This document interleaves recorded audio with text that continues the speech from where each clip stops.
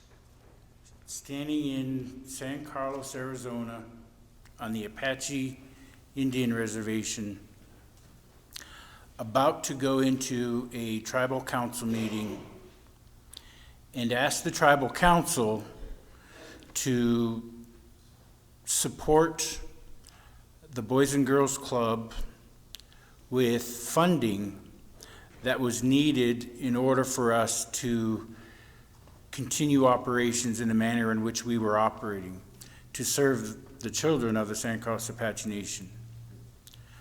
I was an outsider to the tribe. I am Nakota and White Clay. I'm from Fort Belknap originally. My family's from Fort Belknap. And so I was a bit apprehensive going into this meeting. And I was rather dismayed at all of the questions I received from the tribal leaders about why they needed to provide these funds. And after about 45 minutes of discussion, they turned down my request. And I went home that night, and I felt a bit defeated. I talked to my wife, and she could tell something was going on. And she said, "What happened today?" And I said, "I went to the council meeting and I asked for some funds. I asked for some support. And they told me no. And I don't know what to do. I am so frustrated, I just want to quit." And she said, then quit. If this job is not making you happy and you can't see yourself going forward, then just quit. And I said, "I can't quit. I've been here for 5 years, and I'm doing the drug prevention program, I'm doing the sports programs, I'm doing the after school. If I quit, everything's gonna fall apart." And she said, "DJ, you don't think this community is capable without you?" And I said, "No." I said, "I'm here helping. I'm here fixing things that they couldn't do." She said, "Take a moment. When you look at them, do you see God in them?" It took me back a moment, and I looked at her and I said, "No." And she said, "When you do, you will see them as capable. And you will know that you don't need to help them or fix them any further." Good morning, folks. My name is DJ Lott. I'm the Executive Director of Family Promise, and many of you are familiar with Family Promise and what we do. Our mission is to end childhood homelessness one family at a time. And we are able to do so because of the service of 25 congregations here in town. That interfaith network that we have allows us to do what we do. And when we're thinking about helping versus serving, to me it's more of a mindset that we have to ask ourselves. When we are helping, when we are trying to serve, or when we are trying to help, do we see God in others? And do we see them as capable? Or are we trying to get something in return? I want to share with you a story by Rachel Naomi Reman. She says this: in recent years, the question, how can I help, has become meaningful to many people. But perhaps there is a deeper question we might consider. Perhaps the real question is not how can I help, but how can I serve? Serving is different from helping. Helping is based on inequality. It is not a relationship between equals. When you help, you use your own strength to help those of lesser strength. If I'm attentive to what's going on inside of me when I'm helping, I find that I'm always helping someone who's not as strong as I am, who is needier than I am. People feel this inequality. When we help, we may inadvertently take away from people more than we could ever give. We may diminish their self-esteem, their sense of worth, their integrity, and their wholeness. When I help, I am very aware of my own strengths. But we don't serve with our strengths. We serve with ourselves. We draw from all of our experiences. Our limitations serve, our wounds serve, even our darkness can serve. The wholeness in us serves the wholeness in others and the wholeness of life. The wholeness in you is the same as the wholeness in me. Service is a relationship between equals. Helping incurs debt. When you help someone, they owe you one. But serving, like healing, is mutual. There is no debt. I am as served as the person I am serving. When I help, I have a feeling of satisfaction. When I serve, I have a feeling of gratitude.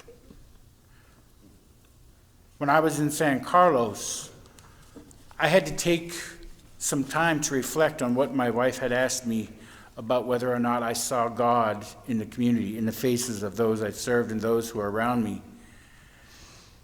And it humbled me for a bit. And I realized that the problem wasn't them. The problem was me and how I viewed them. And so I started to shift my perception and started to look for God in the children that I was serving, in their parents, in the tribal leaders who I thought were just being stubborn, who didn't see the full picture.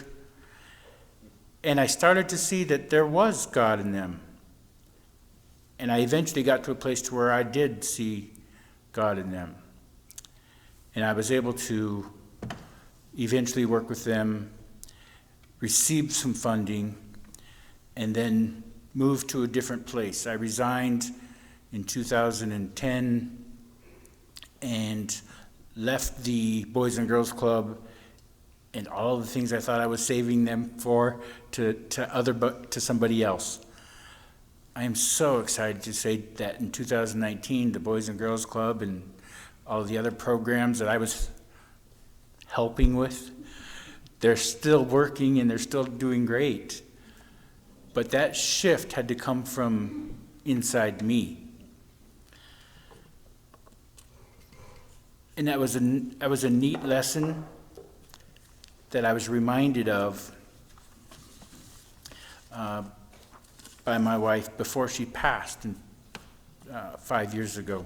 She said, "Do you remember when we were in San Carlos and you got to this place where you thought you were the savior of everything?" And I said, "I do." She said, "You're getting there again." I was like, okay. She said, "You're starting to feel like you're the fixer."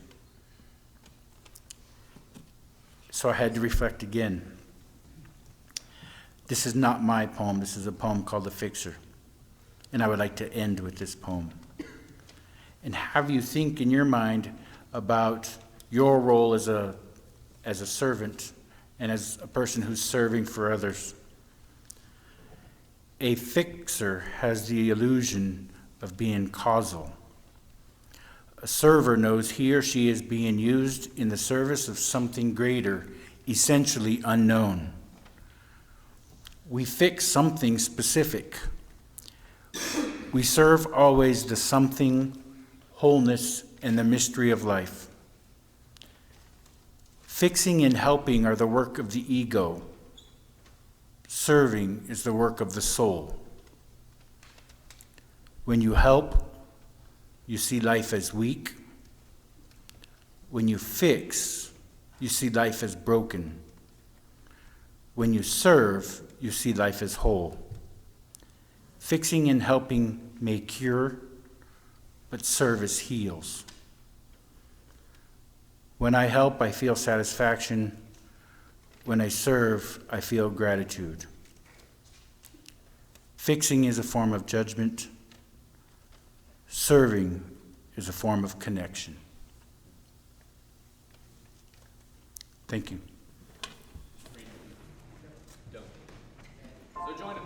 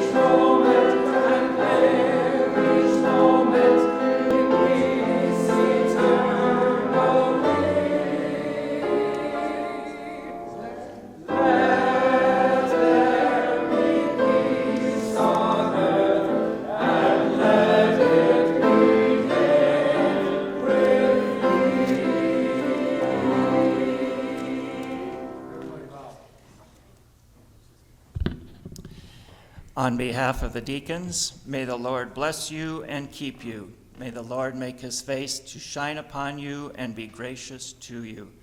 May he lift up his countenance upon you and give you peace. Now let us all go and serve the Lord.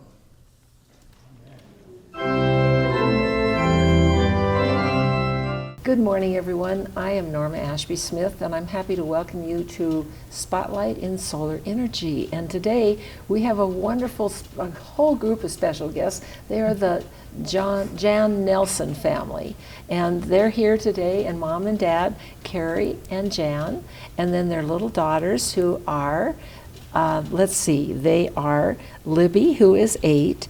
And Scobie, who is 4, and behind them all is the oldest daughter, who is Jace, and she's a senior at Great Falls High. So welcome to the Nelson family. Thank you, Norma. Thank you. I want you to first of all tell the derivation of your little ones in your laps names, because I think that's really intriguing. Would you start, Carrie? Sure, you bet. My parents are from Libby. My mom is from Libby, Montana, so this is our Libby. And makes me cry. My dad is from Scobie, Montana, so this is Scobie. Oh, I love that. I guess I've never heard that in a family to be named after a parent's hometown. So that's wonderful. Yes. And one of Jan's big contribution to our church, well, he's a landscape artist and architect. I think they're artists with what they do. But tell what you did for the front of our church. It's been a few years now since we did that, but designed and landscaped the front of our church. Just some new plantings and beds, and what are those spruced it up two a little trees that are just on either side of the stairs going into the First Presbyterian Church those on are Central? Princess K plums, which are really pretty. First thing in the spring, it usually bloom right around Easter time, which is really nice. With our Easter cross we put out, for Easter Sunday. Yes. It goes well with that. Well, so, they're lovely. yeah. And what do you think about all this snow? Has this been a challenge, or has it been good for the fields and for the I'm yards? sure it's been good for Mother Nature, but definitely tough on everybody else, I think, in town. So. Especially the parking. Isn't Yeah. it? Right. Okay, Jace, well, I bet you've enjoyed having these two little sisters. I know when you came in today, they just rushed and hugged you. Oh, yeah. Most of the time we get along, but, we have our moments. I'm sure. But, yeah. And so, any plans after you graduate from Great Falls High School?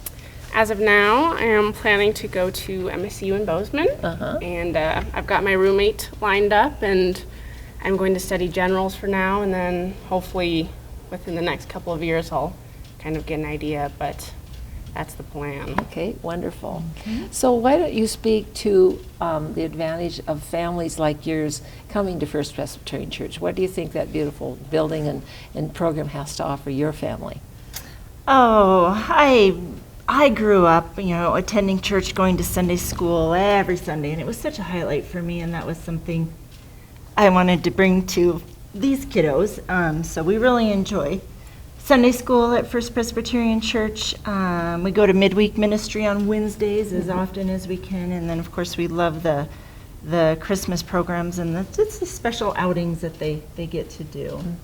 And John, did you tell me you grew up in Great Falls and have gone to this church quite I a few did, years? yes. My parents are from Minnesota, and my both teachers here, and joined First Presbyterian Church right off the bat. So, both my brother and sister were baptized and confirmed at the church, and so I've been there forever, and it's a fabulous place, and the people there are really wonderful people. I mean, that's, I think, the best part of our church. Yeah. One of the other things I think a lot of people don't realize is that First Presbyterian Church in Great Falls was the first church in this community, established in 1886.